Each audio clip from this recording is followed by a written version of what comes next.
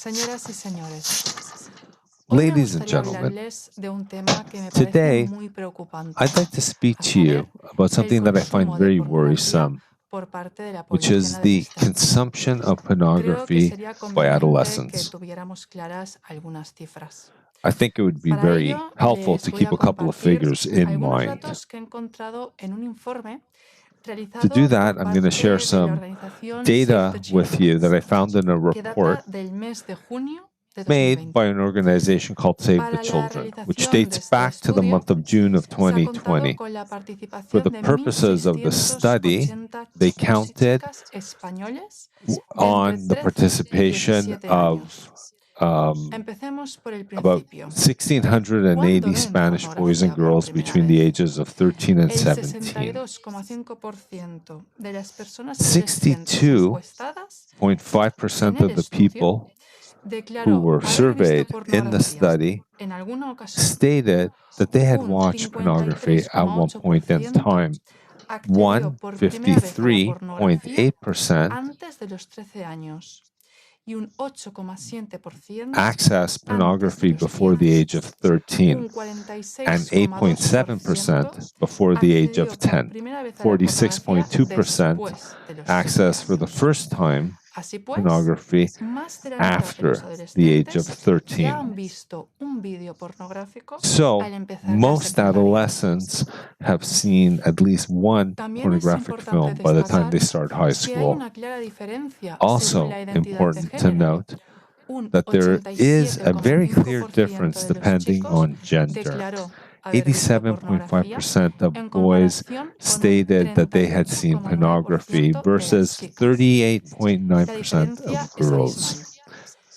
The difference is quite abysmal. In the case of people with another gender identity, the figure is approximately 75%. Regarding the first contact with pornography, the average age of boys is before the age of 12, and for girls is as of 12 and a half years of age. Based on these results, we can determine that adolescents watch pornography for the first time at age 12, and 68.2% of them consume it quite frequently.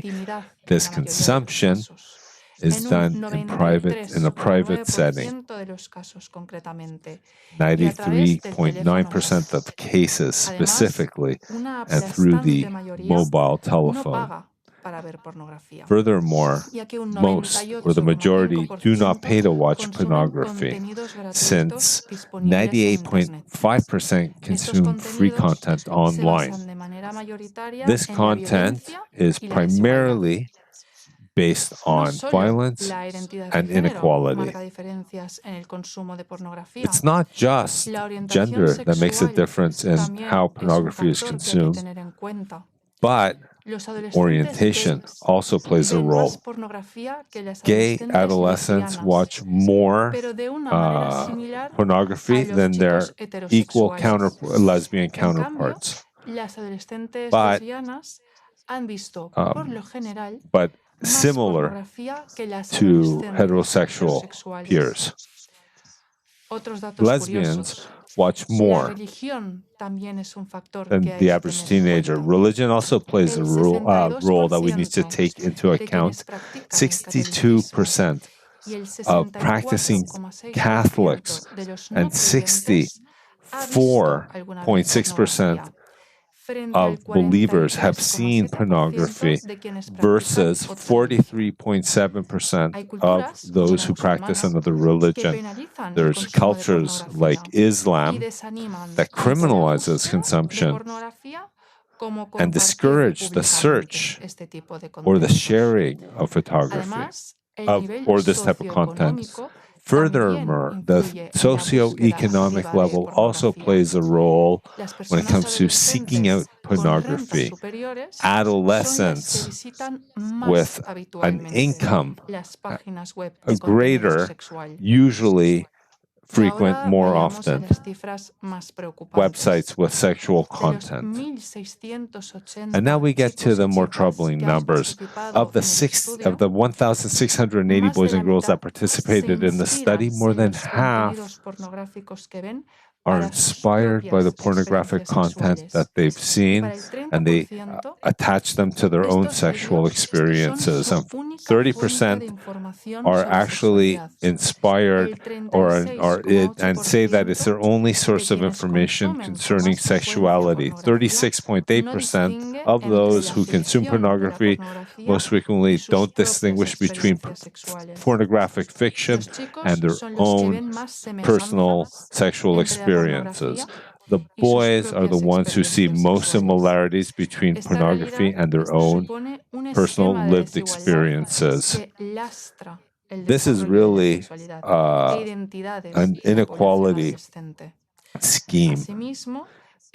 And it's also a breeding ground where if there's a lack of education or cultural change, it could really breed gender-based violence, cyberbullying, and discrimination, amongst others.